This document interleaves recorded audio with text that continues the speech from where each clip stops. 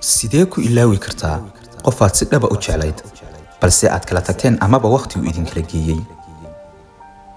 runtii way adag tahay in sahal lagu ilaawo qof aad si dhaba u jeclaatay, laakiin haddii aad raacdo tallaabooyinkan waa hubaal inaad guulaysanayso oo qofkaas aad ilaawayso. kuma dhahayo 100%, balse 90% waan hubaa in aad ilaawayso. qodobka koowaad, ugu horreyn naftaada sii kalsooni dheeri ah oo aamin inaad qof kasta la'aantiis noolaan kartid, farxi kartid, horeyna aad u socon kartid. qodobka labaad, tirtir amaba masax xusuus kasta oo aad qofkaas ku xasuusanayso, haddii kale way kugu adkaanaysaa inaad hadafkaaga gaadho. qodobka saddexaad, nolol cusub bilow. taas macnaheedu maaha inaad markiiba xiriir cusub bilowdo, balse samayso asxaab iyo weliba saaxiib kuu khaasa. waxay kuu fududaynaysaa inaad dhaqso ku ilowdo, waayo waqtigii aad la qaadan jirtay qofkaas waxaad la qaadanaysaa asxaabtaada.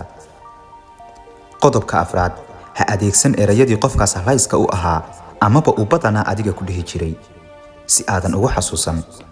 bilow wax walba oo negative ku ah qofkaas si aad ilowdo.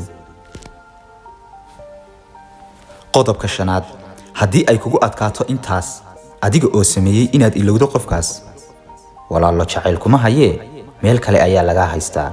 samirka badi oo xagga Ilaahay u dhawow, badso cibaadada Ilaahay. waa hubaal haddii aad samayso qodobadaas in aad ilaawayso qofkaas aadna gaadhayso hadafkaaga.